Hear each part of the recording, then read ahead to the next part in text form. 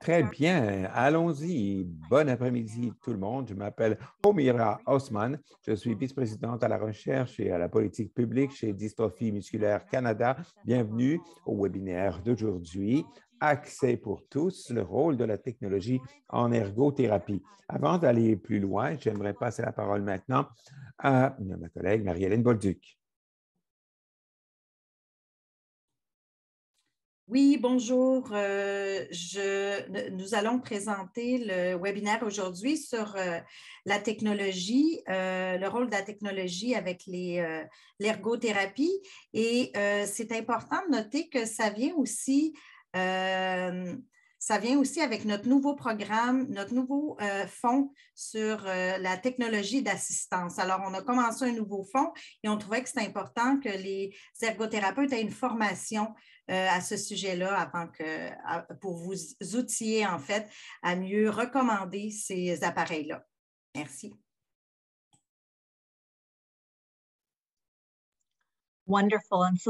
Merveilleux. Alors, ce que vous allez peut-être vous comprendre aujourd'hui, que c'est le webinaire d'aujourd'hui est disponible en anglais et en français. Vous pouvez utiliser l'icône en forme de globe pour avoir accès à la langue de votre choix. Quand vous choisissez cela, vous pouvez choisir anglais ou français. C'est un grand plaisir pour moi de vous présenter Emma Croken et Marla Calder. Marla était à l'Université Lavta Caledonian où elle a obtenu un baccalauréat en ergothérapie. Elle pratique l'ergothérapie maintenant depuis 3 ans et travaille dans le domaine de la technologie assistée au Centre de réadaptation Stan Cassidy à Fredericton, au Nouveau-Brunswick. Pendant tout ce temps, dans ce rôle, elle a aidé les clients à avoir accès à des appareils mobiles, des ordinateurs, à des contrôles environnementaux, à des technologies en cas d'urgence, intégration avec les fauteuils roulants. Et de plus, Emma travaille comme coordonnatrice de recherche sur le projet de recherche Communauté connectée qui veut explorer si on peut éduquer les personnes âgées à propos des maisons intelligentes. Et on veut savoir si ça a un impact sur la dépendance, l'autonomie, l'utilisation de la technologie, la perception de sécurité et de confort. Marla, elle travaille comme ergothérapeute depuis 22 ans.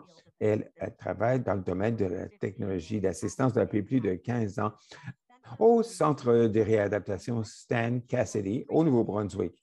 Elle équipe souvent des clients avec des contrôles environnementaux à la maison, des accès mobiles, des intégrations avec les fauteuils roulants, des recherches sur les vidéos gaming adaptées. Elle a aussi publié dans la revue OT Now et dans d'autres revues scientifiques d'importance dans le domaine, dans la semaine de la réhabilitation et de la réadaptation, combler la lacune. Et récemment, elle a travaillé avec une équipe interdisciplinaire pour lancer le premier jeu vidéo accessible en clinique au Canada qui s'appelle Game Changers.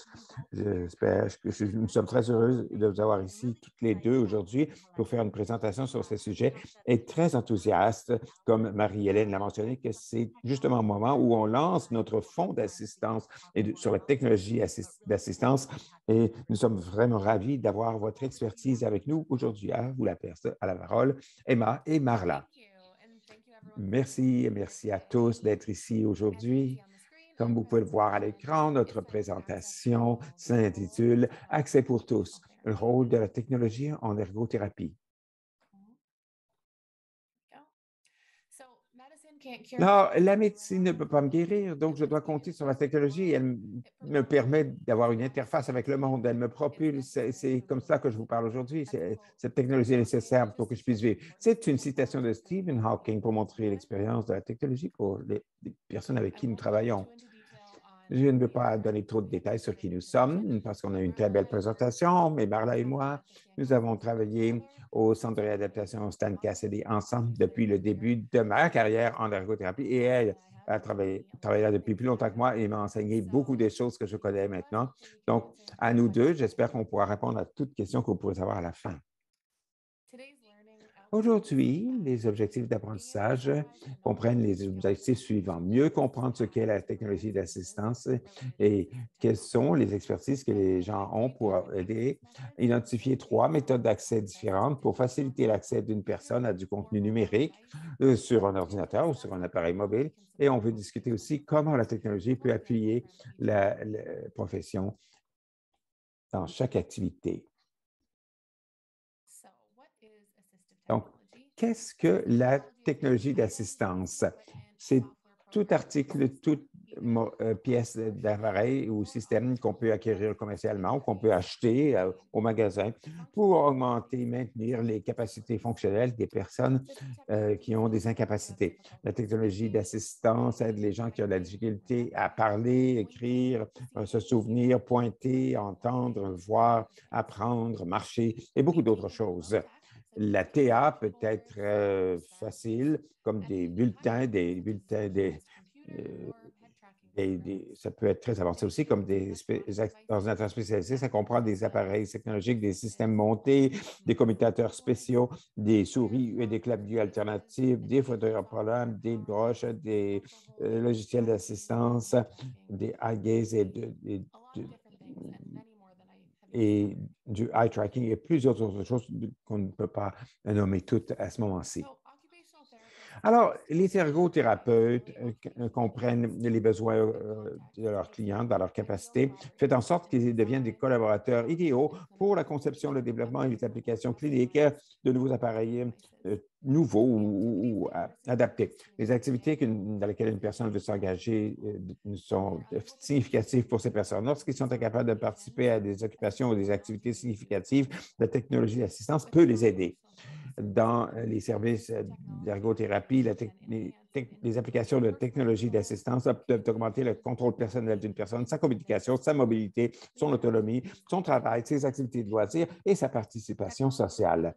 La technologie est un outil précieux pour les ergothérapeutes qu'ils utilisent lorsqu'ils veulent aider des individus qui veulent arriver à leur plus haut niveau d'indépendance et d'autonomie. La performance en matière d'occupation est soulignée dans les occupations avec un modèle de performance que vous voyez à l'écran aujourd'hui. Et ce modèle comprend 3 composantes. D'abord, la personne et son bien-être, les caractéristiques de l'environnement et les caractéristiques de l'activité, de la tâche ou du rôle. L'interaction entre la personne et les composantes environnementales peut avoir un effet positif ou négatif sur la performance occupationnelle.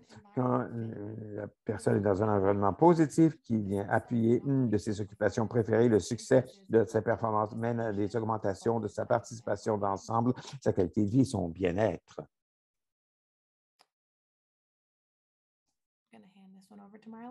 Et je vais passer la parole maintenant à Marla. Dans les nombreuses années où j'ai eu plusieurs versions d'appareils disponibles, certains plus spécifiques, certains plus généraux. Et il y a des appareils qu'on voit de plus en recherche comme le TS. Il y a le Quest, qui est une évaluation de satisfaction des utilisateurs québécois pour la technologie. Certains de ces outils sont très bons parce qu'ils ont des choses préimposées. Mais dans nos environnements cliniques, on n'a pas le temps nécessairement de toujours faire tout cela. Alors, on aura peut-être des cliniques où on peut voir quelqu'un seulement pour une demi-heure, 45 minutes à la fois. Alors, on commence à se développer pour encourager des conversations et démarrer une discussion pour comprendre où la technologie pourrait s'insérer dans leur monde de tous les jours. Ça devient une liste de vérification. Ça a commencé quand on a commencé à utiliser le MCEADL, qui est une mesure d'utilisation d'aide électronique dans la vie quotidienne. C'est un document qui a été préparé par Patty Rigby et ses collègues.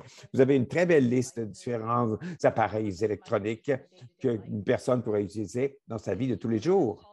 Et ensuite, ça suit comme un COPM, une mesure de performance où on regarde l'importance de la tâche à accomplir, la capacité de la personne à la faire à partir de son lit ou de son fauteuil roulant dans différents environnements et à quel point ils sont satisfaits de leur capacité de le faire. Et ça vous donne un pré-test et un post-test, mais on a simplifié un petit peu cette liste. Au cours des quelques dernières années, il y a eu un groupe qui a mis sur pied le projet Assist, qui veut dire autonomie, sécurité et intégration sociale par la technologie intelligente. On a développé un peu un changement dans cette liste, on a modifié un peu la liste, mais ça nous permet d'avoir cette discussion avec les gens pour aider à repérer leurs objectifs, leurs intérêts, pour qu'on soit mieux préparé à essayer les appareils.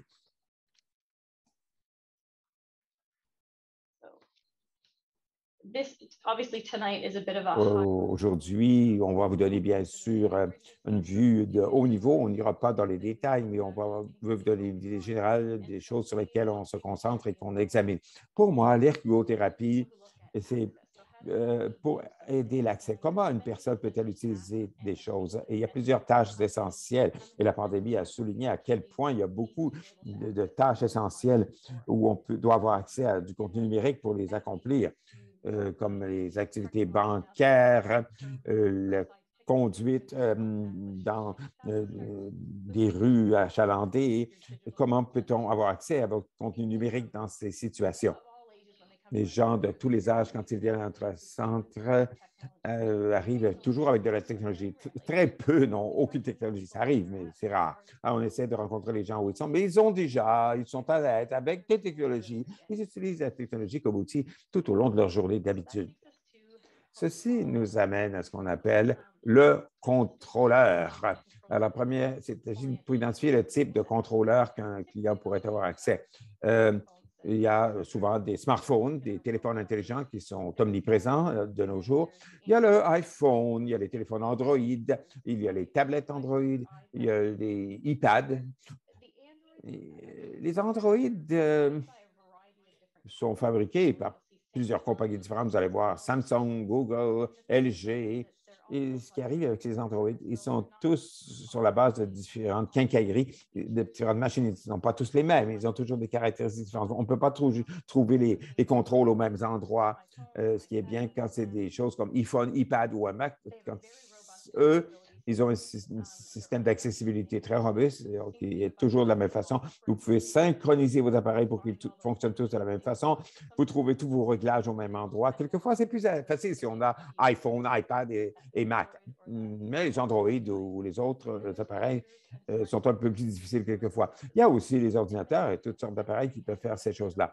Et souvent, ils ont des caractéristiques d'accessibilité. C'est un bon point de départ. Quelquefois, à cause de la taille de l'appareil, ça peut être, il faut se demander à quel point ça peut être facile de le monter sur une personne. La première étape, c'est la méthode d'accès. Une fois qu'on peut identifier la méthode d'accès, ça ouvre tout un monde de possibilités pour les gens pour avoir accès à ces plateformes numériques. Pour vous expliquer un peu les choses, on va commencer à faire un scan de la tête aux orteils. On veut identifier les mouvements les plus cohérents, ce que les gens peuvent faire confortablement. Qu'est-ce qu'ils peuvent répéter? Est-ce que c'est la même chose dans différentes positions? Si quelqu'un est au lit, est-ce qu'il fait fonctionner les choses de la même façon que s'ils étaient assis dans la chaise roulante ou peu importe la façon dont ils sont ambulatoires? Il s'agit de regarder ces différents environnements, ces différentes postures pour s'assurer que tout fonctionne et s'insère très bien l'un avec l'autre. On va expliquer quelques exemples ici. On a saupoudré toutes ces diapos de certaines images. Je sais toujours qu'une image vaut 1000 mots et quand je vois une image, je vais y repenser. Quand on essaie d'aider les gens à décider qu'est-ce qui est disponible, qu'est-ce qui existe pour eux, je regarde les caractéristiques d'accessibilité. Comme je l'ai dit, avec les produits Apple, il y a des choses qui sont souvent intégrées. Il y a du contrôle vocal. On va avoir des vidéos là-dessus parce que ça fait un très beau travail. C'est contrôles vocaux, des contrôles de sélection, ou une espèce de bouton où quelqu'un peut toucher.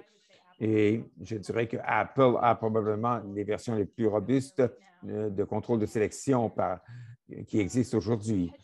Et le head tracking, ça existe sur certains des appareils, mais ça dépend de la caméra insérée dans l'appareil en particulier. Et l'accès tactile, c'est lorsque quelqu'un touche directement à l'écran. Il y a différentes configurations qu'on peut organiser pour que ce soit un peu plus facile pour les gens. Les Android ont des apps qu'il faut télécharger. Par exemple, le Jabberwocky va suivre les mouvements de la tête de la personne et contrôler sa capacité d'interagir avec cet appareil. Il faut garder à l'esprit la motion, le mouvement et le positionnement pour que la caméra puisse garder cela en mémoire. Essentiellement, tous ces appareils, tous ces contrôleurs acceptent maintenant une souris. C'est ça qui ouvre beaucoup de choses. Ça ouvre une tonne d'autres options. Cette souris, l'accès à la souris quand l'accès. Donc, les fauteuils roulants motorisés, on commence à les intégrer là. Si quelqu'un a un fauteuil roulant motorisé et il a des électroniques que l'on peut élargir, la plupart souvent, la souris est une option déjà intégrée dans ces fauteuils roulants. S'ils sont habitués à conduire avec un joystick ou avec leur tête, ils font ça toute la journée, ils sont familiers avec ça. C'est quelque chose qui, on espère, ne les fatiguera pas trop. Ils peuvent utiliser ça pour contrôler d'autres appareils. Juste en dessous, il y a une souris de tête qui ressemble à des lunettes. Quand j'en bouge, le curseur sur leur écran va se déplacer. Et ça peut être un commutateur qui se fait avec la bouche, avec les dents, ça peut se faire avec les mains ou avec les pieds aussi. Tout ce qui est, le lip sync en haut, c'est un joystick opéré par une souris. On utilise simplement la bouche et on déplace une petite paille. Il y a aussi des eye trackers, des appareils qui suivent le mouvement des yeux, les mouvements oculaires. Et il faut que ce soit positionné pour qu'on puisse avoir accès aux pupilles. Il ne faut pas que les paupières couvrent les pupilles. Il ne faut pas avoir de gros cils quelquefois qui interfèrent. Et quand on voit notre cible, on se focalise là-dessus et en bas, ça vous montre comment quelque chose va apparaître de l'écran et peut devenir disponible pour vous permettre d'utiliser les fonctions de la souris comme le clic ou le double-clic.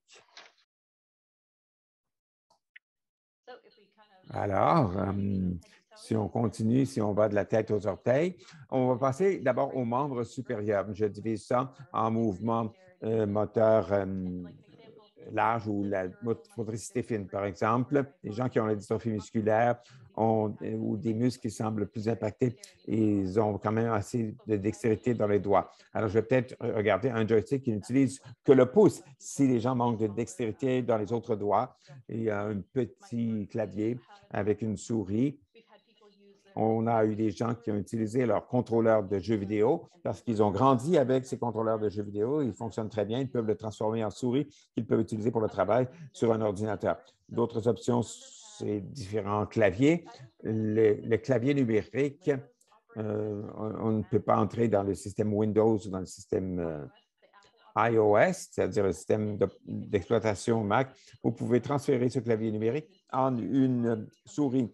Ça devient le 5 devient le clic et tous les chiffres autour du 5 deviennent la capacité de déplacer le curseur. 7 monte en diagonale et 6 se déplace vers le côté. Ou vous pouvez avoir besoin d'un clavier plus grand ou des couleurs différentes pour que ce soit plus facile à voir visuellement. Celui qui est en bas à droite, c'est un nouveau qu'on vient de trouver qui s'appelle le Anseron. Et il contient toutes ces petites rames oranges qui sont des clés configurables. Vous pouvez aller jusqu'à 20 et 26 clés touches et vous déplacez vos mains. Il y a un petit joystick. Alors, il y a beaucoup d'options différentes. Il s'agit de voir qu'est-ce qui fonctionne le mieux, qu'est-ce qui est plus confortable comme mouvement pour vos clients. Maintenant, je suis un petit peu mélangé pour celui-ci. Alors, on va commencer par le côté gauche. Alors, les contrôleurs, vous avez tendance à mettre un commutateur. Ça vient en différentes tailles, différentes forces et différents mouvements requis pour les activer. Il y a ce gros bouton rouge. Ça n'est pas une switch. Celui qui est en orange, c'est commutateurs orange et blanc. Vous pouvez connecter d'autres commutateurs là-dessus.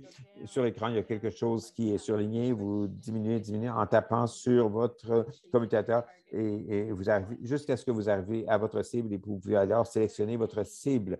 Tout ça est très pratique, peut-être un peu plus lent tant que vous n'y êtes pas habitué. Il y a des gens qui deviennent très rapides là-dedans et tout est relié au système d'exploitation Apple. Il y a certains logiciels Windows aussi qui peuvent être utilisés.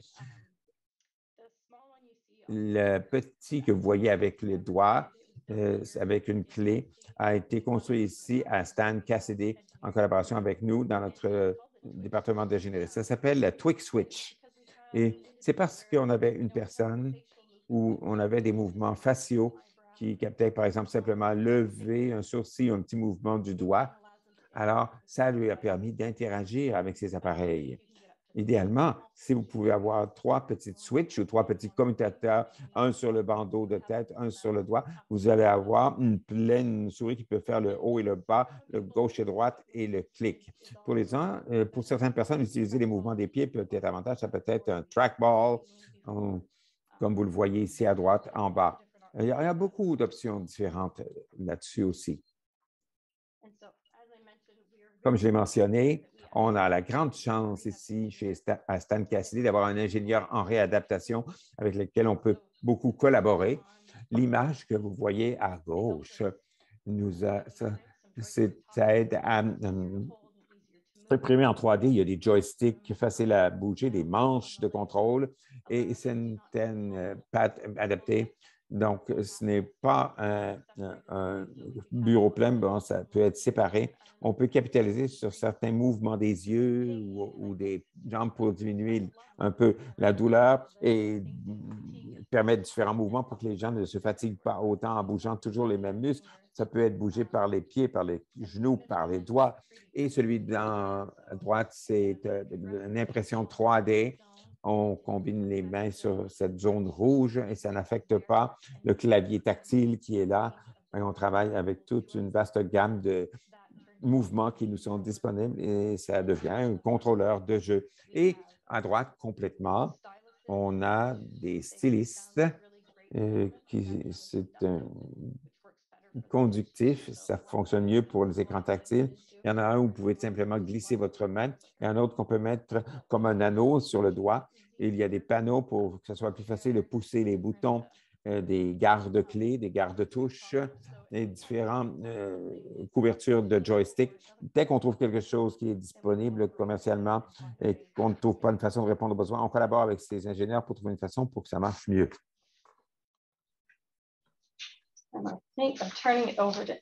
Maintenant, je vais passer la parole à Emma. Un autre domaine qu'on examine beaucoup, ce sont les contrôles environnementaux. L'idée de l'automatisation et des contrôles environnementaux existe depuis déjà pas mal de temps, mais l'introduction de tout ça dans le monde en général a rendu tout cela beaucoup plus accessible et abordable pour nos patients et ceux parmi nous qui essaient de trouver du financement pour ce genre de choses. Les contrôles environnementaux sont des technologies qui peuvent être utilisées et permettent aux individus de contrôler de nombreux aspects de leur maison et améliorer leur sentiment d'indépendance, de connectivité et de sécurité. Quand on parle d'appareils intelligents, eh bien, les appareils intelligents comprennent tous les appareils qui peuvent communiquer avec un autre appareil ou son utilisateur par Internet ou par des connexions Bluetooth. Et l'automatisation domestique peut permettre d'allumer ou de fermer les lumières ou déverrouiller la porte, utiliser le téléphone, la tablette ou leur voix selon les réglages. Et c'est souvent utilisé pour des méthodes d'accès alternatifs dont Marla vous a déjà parlé. Une fois qu'on a trouvé une méthode d'accès, il y a beaucoup d'options. On va commencer par regarder l'éclairage intelligent. Par l'éclairage intelligent, vous pouvez avoir des ampoules intelligentes que vous voyez en haut de l'écran, des commutateurs, des contrôles de stores ou de fenêtres, de rideaux. C'est ce qu'on voit en bas, au milieu de l'écran. Quand on parle des commutateurs de lumière, vous pouvez en avoir un comme celui qui est sur l'écran actuellement, qui n'est qu'un aimant qui se connecte sur un commutateur préexistant, ce qui est vraiment facile et ça aide beaucoup pour les gens qui n'ont pas accès à un électricien qui devrait mettre des fils dans tout ça. Et dans ces choses intelligentes, ça peut s'en ficher. Ces fiches intelligentes, ça vous permet d'allumer ou d'éteindre la lampe en utilisant votre téléphone ou votre tablette, en passant par le cloud.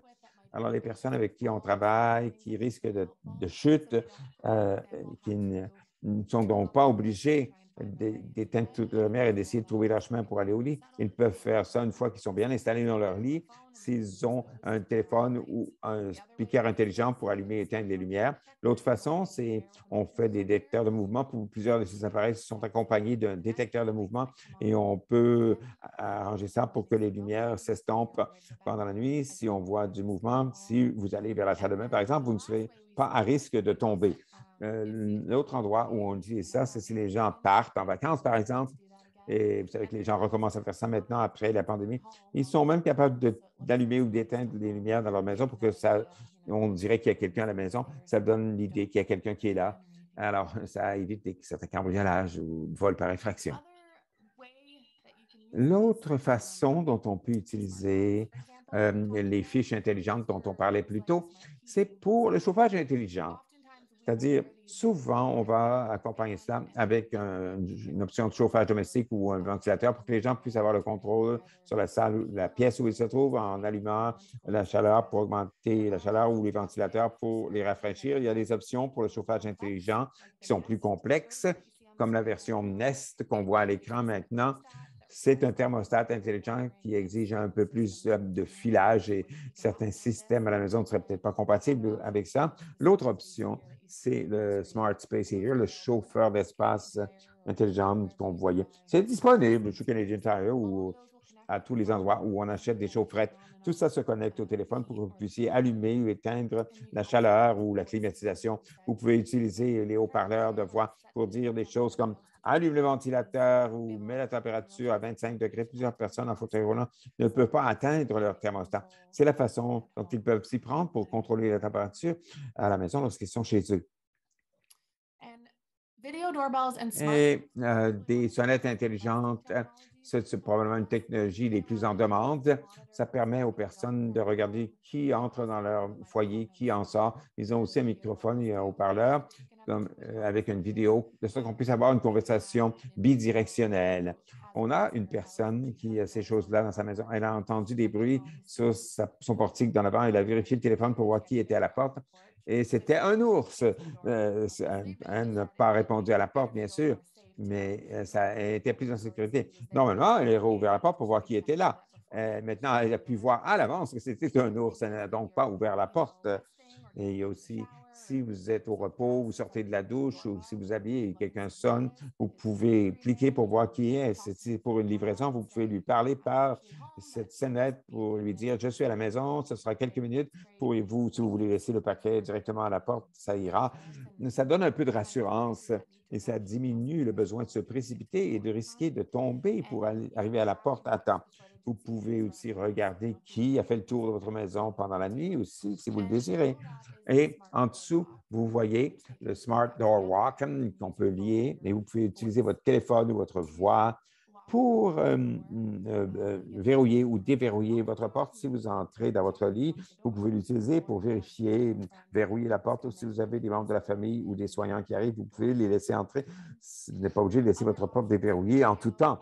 L'autre option pour la surveillance vidéo ou le monitoring vidéo, c'est en haut.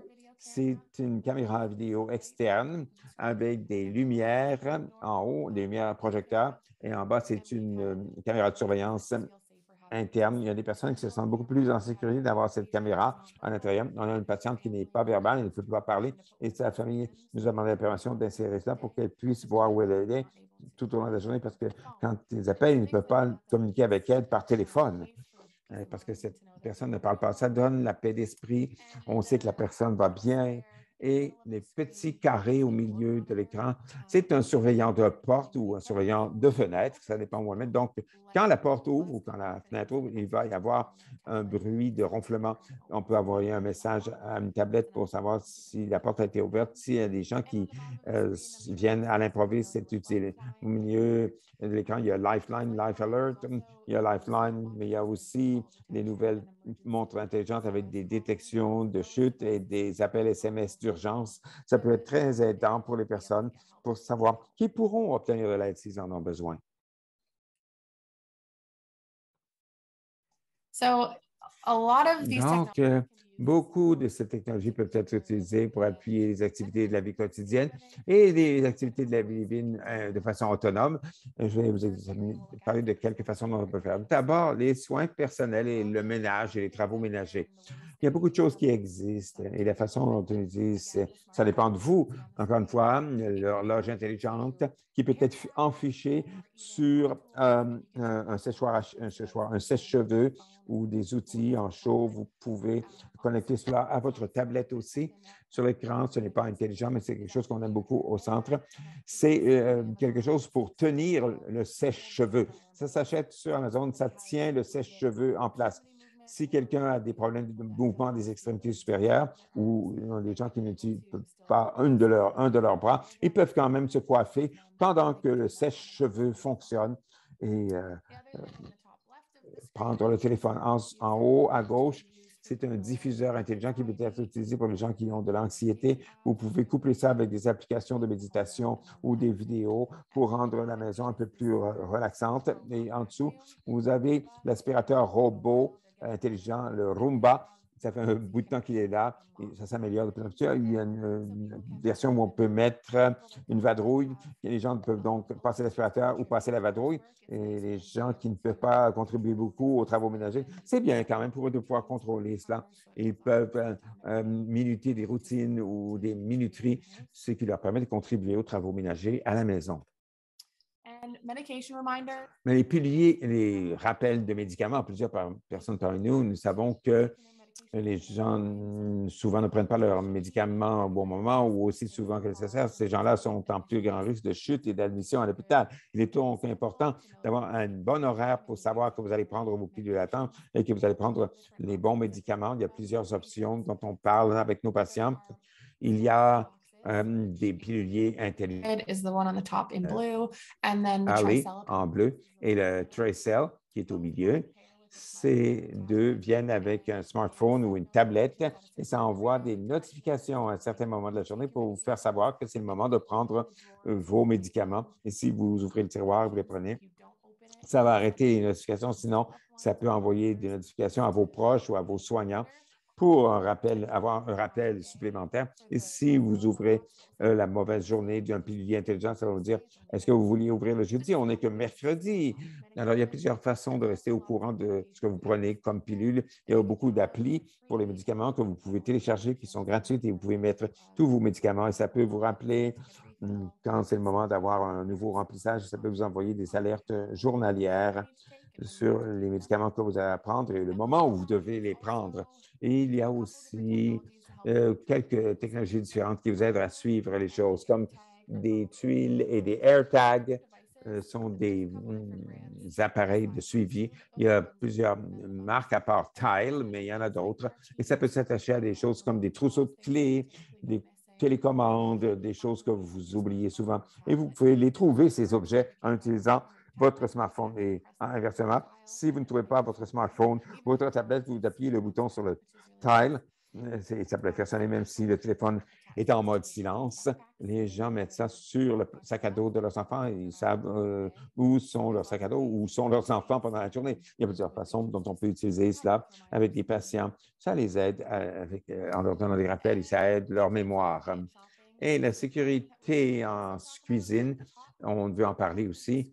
En haut, à gauche, il y a un appareil qu'on appelle le iGuard Stove. Ça s'attache à votre cuisinière.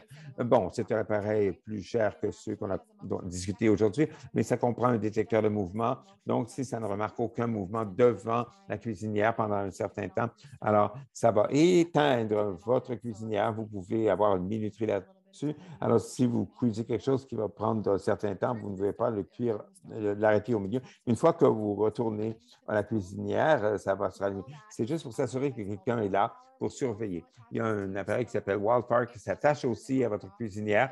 Ça ne l'allume pas ni ne l'éteint pas, mais ça vous envoie des notifications quand le cuisinière est allumé depuis un certain temps. Ça va envoyer un appel à certains numéros programmés pour dire simplement la cuisinière est toujours en marche. Est-ce que c'est ce que vous vouliez? Et en plus de Wildfire, il y a un pèse-personne intelligent. C'est une personne qu'on aime beaucoup chez nous, entre centres. C'est un peu plus difficile à trouver ces jours-ci, mais on peut quelquefois les trouver en ligne. Celui que vous voyez à l'écran a un blender dessus. Il y a une version qui vient avec des mélanges de mixage qu'on peut associer avec une balance intelligente pour suivre une recette pas à pas en fonction du poids des ingrédients. Vous voyez le premier exemple, vous le jetez, vous le mettez et ça vous dit quand arrêter. Il y a beaucoup de gens qui ont de la difficulté avec les séquençages, ça peut les aider. Si certains patients ne peuvent utiliser une de ses bras, ne peut pas bien mesurer avec des tasses à mesurer, alors ça lui permettait de verser jusqu'à ce que le prochain ingrédient soit prêt.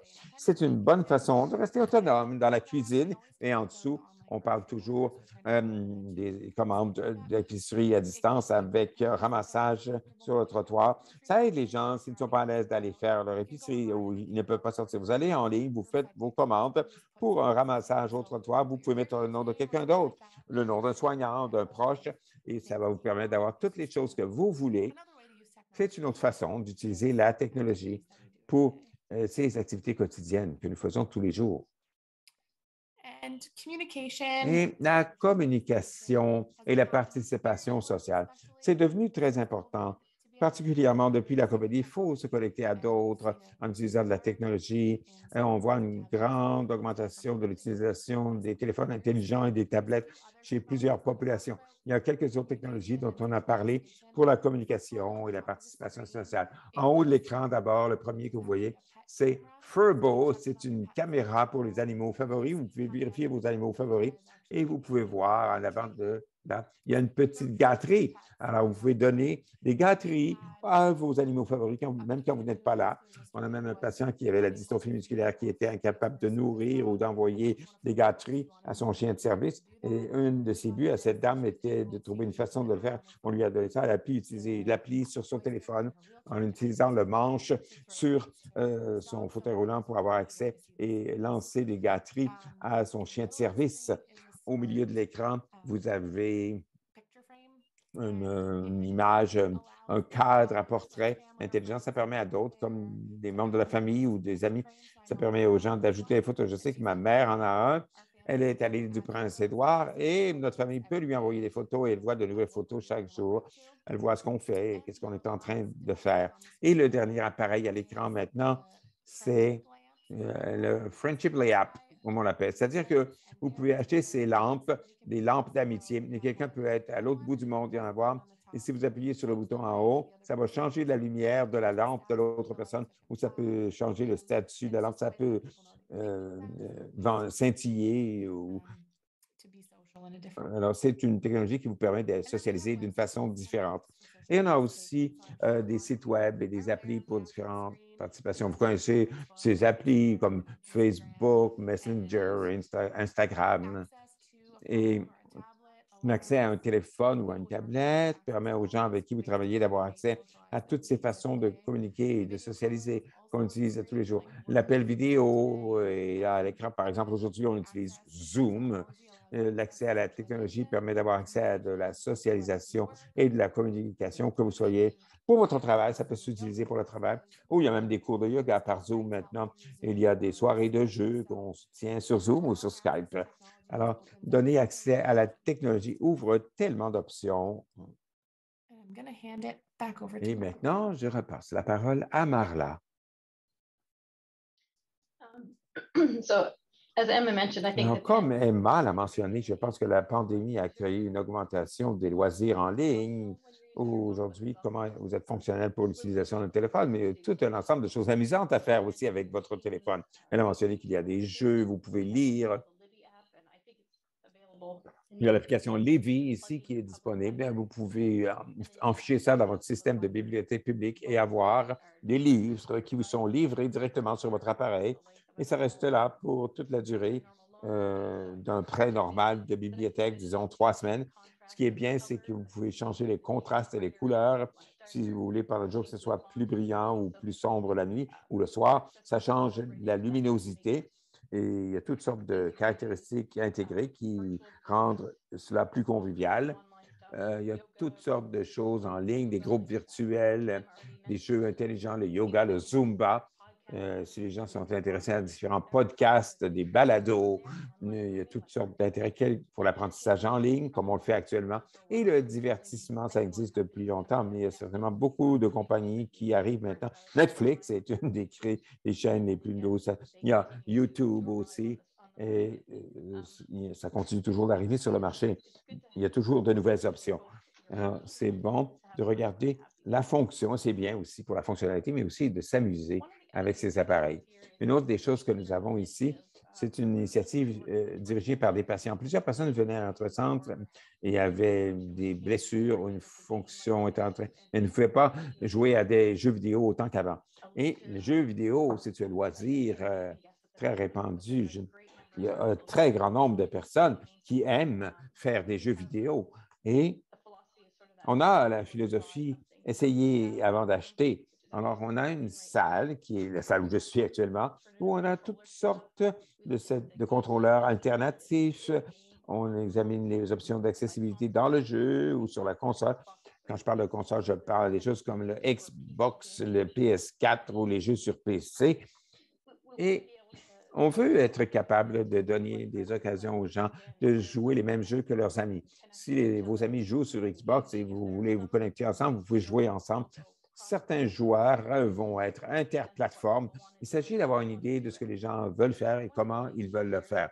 Une des choses qui a changé la donne après qu'on a commencé ce programme, c'était que un peu après que les Xbox aient développé, le contrôleur Xbox, que je vais vous montrer, c'est un peu difficile à voir à l'écran, ça vous permet de connecter des manches à balai, des joysticks, vous savez, qui remplacent ce que vous utilisez avec le pouce, et ça remplace l'utilisation du pouce. Et il y a des trous à l'arrière qui vous permettent d'insérer et d'enficher toutes sortes d'appareils au lieu du contrôleur standard.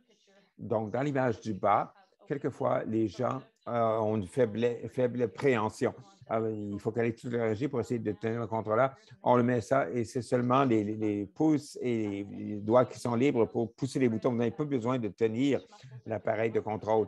Si vous pouvez étirer les muscles, tout se fait avec les index et les pouces. On peut changer les choses et ça semble à un contrôleur adapté pour Xbox. Ici, on a même utilisé le pied pour pousser un des boutons et un coude peut pousser un autre bouton. Non, la capacité d'essayer des choses avant de l'acheter, c'est toujours une des meilleures pratiques quand on veut essayer des technologies d'assistance.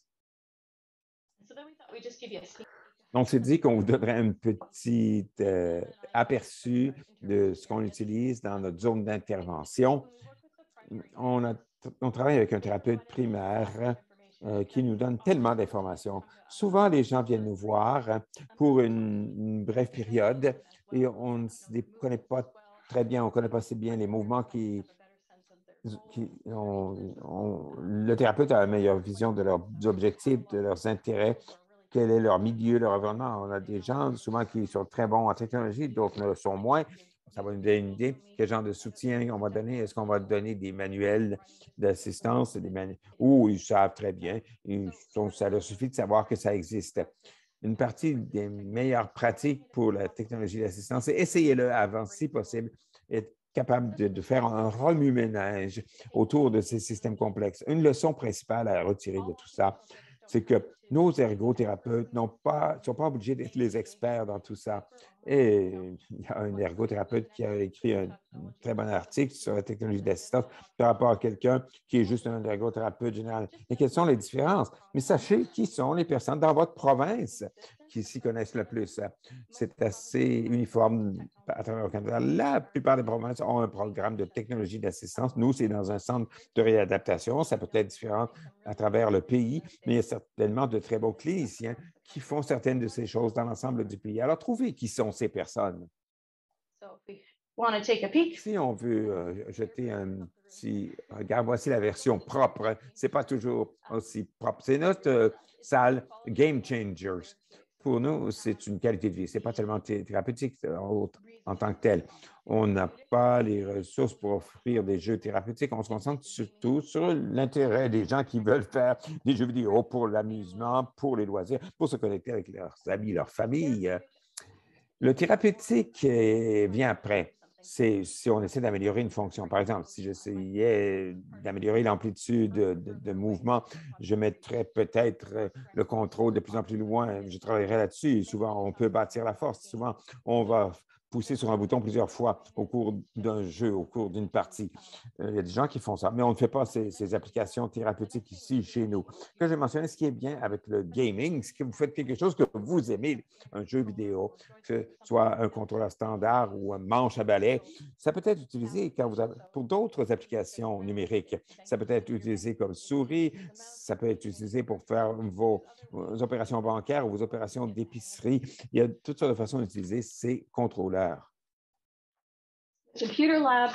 La salle d'ordinateur, maintenant, c'est très portable, quelquefois, ces appareils. On a plusieurs systèmes d'exploitation différents ici. Vous allez voir, il y a un Chromebook, il y a un iPad, il y a un système d'exploitation Windows avec un ordinateur. Il y a différents logiciels qu'on va rendre disponibles pour que les gens puissent les essayer. Il y a différentes souris dont on a parlé plus tôt dans la section accessibilité, dans la section accès.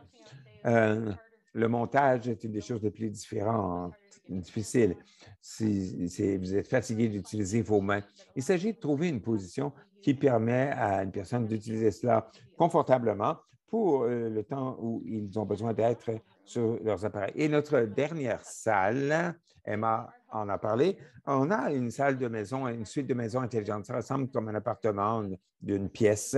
Il y a comme une zone de sommeil, une zone cuisine, une zone salle de bain. On trouve que si on met les appareils dans un endroit où d'habitude vous êtes enclin à les utiliser, ce sera plus facile aux gens d'imaginer comment ça pourrait leur être utile. Quelquefois, on se dit, oui, on dirait que c'est amusant, mais est-ce que c'est fonctionnel? Est-ce que je vais dépenser mon argent là-dessus?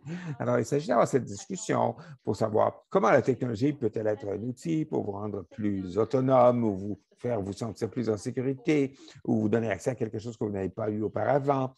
Et comme Emma l'a mentionné, on est passé à des appareils qui sont maintenant répandus chez la population générale.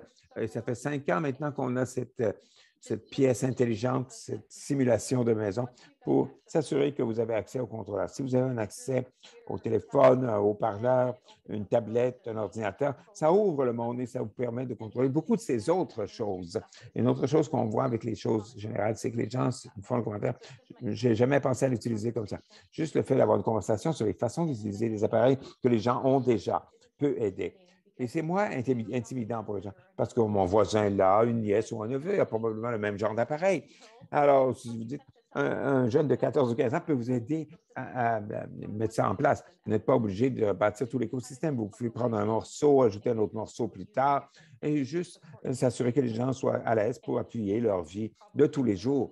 Il y a probablement quelqu'un autour de vous qui l'a déjà utilisé, qui serait prêt à vous aider si vous ne pouvez pas trouver une compagnie localement qui fait ce genre de choses. Maintenant, notre message final, c'est que la technologie d'assistance est un outil que les ergots peuvent utiliser pour appuyer leurs clients dans leurs fonctions de tous les jours. Et tant que vous savez qui aller voir et où aller pour poser des questions supplémentaires pour vous aider et pour aider vos clients à comprendre ce qui est la meilleure utilisation pour eux. Marla et Emma, merci beaucoup de cette présentation très claire et très instructive. Il y a des questions dans le chat et si ça ne vous fait rien, je vais aller en lire quelques-unes. Une de ces questions porte sur la gestion des relations. Est-ce que vous pouvez nous parler un petit peu des outils ou des appareils pour les relations dans ce domaine de bâtir des relations? Les relations. Si les gens vivent loin les uns des autres, par exemple, ou entre les conjoints, entre les partenaires, est-ce que vous prescrivez souvent ce genre d'appareil également?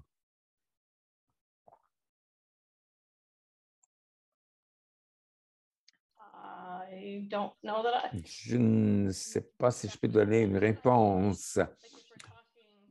Pour parler, par exemple, tout ce que vous pouvez utiliser qui est on ou off, si vous voulez parler à quelqu'un, on a le luxe d'avoir un ingénieur de réadaptation. Si quelqu'un ne peut pas tourner un bouton, il peut être utilisé avec un ingénieur. Alors, vous pouvez utiliser un bouton où on s'adapte à tout. Quelqu'un pouvait clarifier sa question, je pourrais essayer de répondre. Non, c'est formidable. Ce que je peux faire, c'est que je peux connecter cette personne avec, pour savoir si c'est un ergothérapeute ou si c'est une personne qui utilise l'ergothérapie. Ça me fera plaisir de vous connecter avec là. Emma, je crois que ça serait peut-être une question pour vous. Pourriez-vous répéter le nom du Smart Field et le Smart Picture Frame, le cadre à portrait intelligent? Le cadre à portrait intelligent que nous avons, c'est fait par Mixplay. C'est disponible sur Amazon. C'est Nixplay, Small Picture Frame. Et le Smart Scale, la balance intelligente, il y a deux versions. La version qu'on avait à l'écran s'appelle Smart Blend, mélangeur intelligent. Il y a Perfect Blend et Perfect Bake. C'est conçu par Vitamix. Si vous cherchez dans le site de Vitamix, ils ont une version qui s'appelle Drop Scale. Il y a plusieurs versions qui ont la même idée. C'est accompagné d'une appli qui vous donne différentes recettes et ça vous montre cela pas à pas, comment vous pouvez ajouter les ingrédients. Ça vous dit quand arrêter. Une autre option pour le cadre de portrait que nous avons, c'est quand on parle de smart speakers, comme Google ou Alexa, ils ont aussi des versions sur écran. Et avec la version sur écran, vous pouvez partager des albums photos avec d'autres membres de la famille. Alors, ça va être comme le POC. Ils ont tous deux des haut-parleurs intégrés et ça vous permet en plus quand même d'avoir un visuel. Une autre question, c'est est-ce que vous avez observé davantage d'utilisation de ce genre de technologie pendant la pandémie ou à la suite du fait que les gens travaillaient plus à distance en télétravail? Oh oui, il y a eu beaucoup d'augmentation de notre achalandage. Je vais commencer là-dessus, Marla. Vous avez mentionné que je travaille sur un projet de recherche avec les personnes âgées et le plus gros message que j'ai entendu de la population des personnes âgées, c'est qu'ils viennent tout juste d'avoir une tablette ou mon fils vient de m'envoyer un de ses appareils, un haut-parleur ou des écrans ou des vidéos, des appareils vidéo. Et des gens qui n'auraient pas eu ce genre de technologie chez eux auparavant sont montés à bord parce qu'ils pouvaient voir et visiter les membres de leur famille. Ce n'est pas seulement pour les personnes âgées, mais je sais que cette population nous a dit récemment que ça les aide beaucoup d'avoir davantage de technologies disponibles. Merveilleux. La prochaine question ici, c'est une question d'éclaircissement. Vous avez présenté une image de la suite de gaming pour les jeux vidéo. La question, c'est est-ce que vous voyez beaucoup plus de gaming, d'exercice aussi, des jeux d'exercice? Ce n'est pas ce sur quoi je me suis concentré ici avec ce programme. Ça existe quand même. C'est que maintenant, c'est disponible en ligne. Il y a toutes sortes d'options en ligne. On a mentionné à des fins récréatives ou de loisirs. Vous pouvez avoir des cours de spin, des cours d'exercice. Il y a des applications de course qui vous encouragent à faire certaines choses. Il y a certains physios qui travaillent davantage avec cela. Par contre, la Switch Nintendo a un anneau qui lui est associé. Il y a plus d'options parce que pendant la pandémie, les gyms étaient fermés. Il y avait des gens qui capitalisaient sur la capacité d'utiliser des choses en ligne au niveau numérique puisque les gyms étaient fermés. C'est pour le loisir. Et si vous ne pouvez pas sortir, vous pouvez quand même participer à cela avec d'autres personnes. C'est ce qui est bien avec ces plateformes comme le Xbox et les PS Score. Il y a toujours un chat si vous pouvez interagir avec d'autres gamers. Formidable. Une dernière question que je vois dans le chat et je vais passer la parole à Marie-Hélène qui a une question dans les secteurs questions-réponses. Marie-Hélène va nous donner ça. Je pense que vous l'avez ajusté, mais quand la question est arrivée, ça portait sur quelles sont les façons pour nous de rester à jour dans ce domaine ou être avisé avec des notifications dans ce genre d'environnement technologique. Pour rester au courant, si vous regardez AOT, c'est-à-dire l'Association américaine des ergothérapeutes, ils ont un très bon énoncé de position sur la façon de rester qualifié en tant qu'experte. Il s'agit d'aller à ces salons qu'on a fait virtuellement au cours des 2-3 dernières années. Il y a une association des technologies d'assistance. Ils ont un salon qui a lieu à Orlando. Il y a Closing the Gap à Minneapolis. Il y a CSUN qui est en Californie. Il y en a d'autres de ces salons. Certains de ces salons se concentrent sur la technologie d'assistance. Il y a des conférences là-dessus. Il faut aller à ces salons. Il y a des webinaires, il y a certains newsletters, certains bulletins auxquels on s'abonne pour poser des questions. C'est là où vous pouvez voir quand les choses arrivent. Quand il y a du nouveau, c'est à plein temps. C'est tout ce qu'on fait. On fait ça à plein temps, nous. Alors, je comprends pourquoi on a des ergothérapeutes ici dans l'édifice qui font la véritable ergothérapie. Nous, on fait juste le technique. On se concentre sur notre partie, sur notre segment. On essaie de les consulter, de s'intégrer à ces ergothérapeutes pour que tout le monde sache quelles sont les options et leur dire simplement que ça pourrait être un autre outil pour eux. J'ai une dernière question maintenant. Ça porte sur le remplacement du SmartNav. SmartNav a été interrompu, discontinué. Le Head Tracker avec sa propre méthode de flexion, ça a été discontinué. Il y a un autre instrument. Origin Instrument a toujours le Head Tracker. Vous allez voir des logiciels démo qui existent, qui utilisent une caméra intégrée sur votre laptop, une webcam. Avec eViacam, c'est un de ces appareils.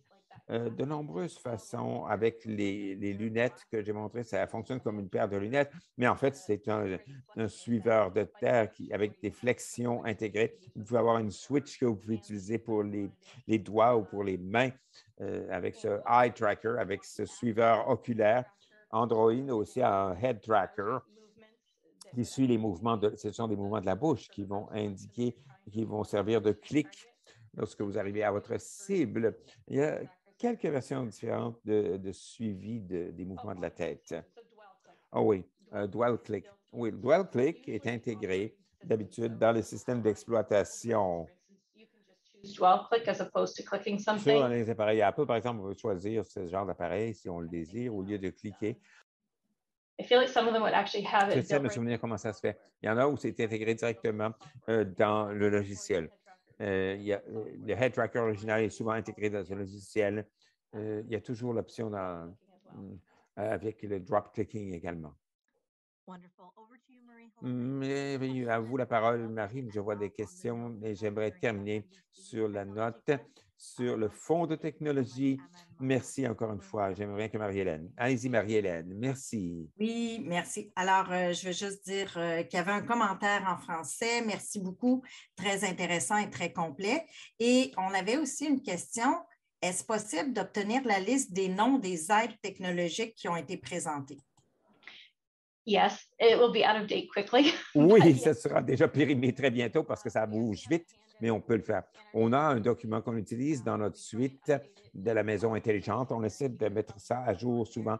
Il y a probablement des choses là. Si vous nous envoyez un courriel, notre courriel est sur la présentation, on peut vous envoyer cette brochure. Oui, je peux mettre aussi notre courriel dans le chat si vous le désirez. Super, merci beaucoup. Alors, on approche la fin du webinaire. J'aimerais seulement terminer en présentant, comme je l'ai annoncé au début, notre nouveau fonds sur les assistances technologiques, je veux dire.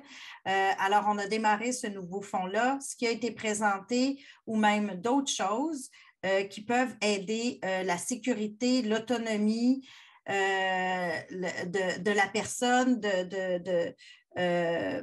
d'améliorer le contrôle de l'environnement, le gaming aussi. Et quelque chose qui est spécial avec ce fonds-là, c'est qu'habituellement, on va seulement avec des fournisseurs médicaux, mais là, c'est différent. Ce sont des équipements qu'on peut acheter la plupart du temps chez Best Buy ou des magasins comme ça. Alors, on fait une exception pour ces équipements-là. Si vous avez des questions ou si vous voulez une présentation sur ce programme-là, vous pouvez me contacter ou vous pouvez contacter le spécialiste de l'accès aux services, le service specialist de votre province, et il pourra vous donner des informations. Si vous avez des questions, vous ne savez pas à propos d'un équipement, appelez-nous. On n'a pas de liste exhaustive. On est vraiment ouvert.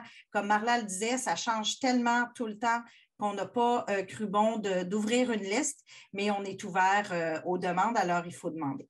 Merci. Merci à nouveau, Marie-Hélène. Avec votre soutien, nous sommes contents que nous ayons pu vous donner accès à ce type d'équipement de technologie.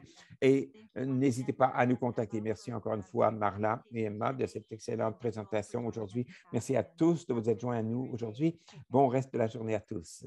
Prenez soin de vous.